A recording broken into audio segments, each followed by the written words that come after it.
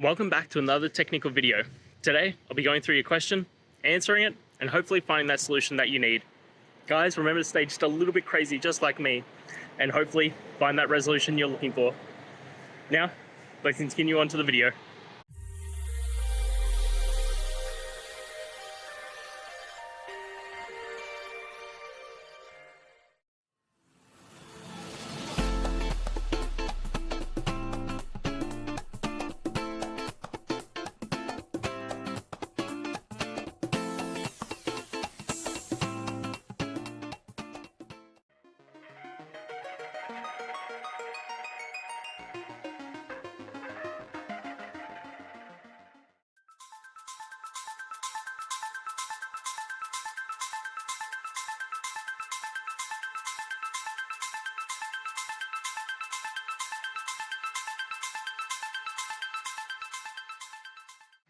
And that's it, guys.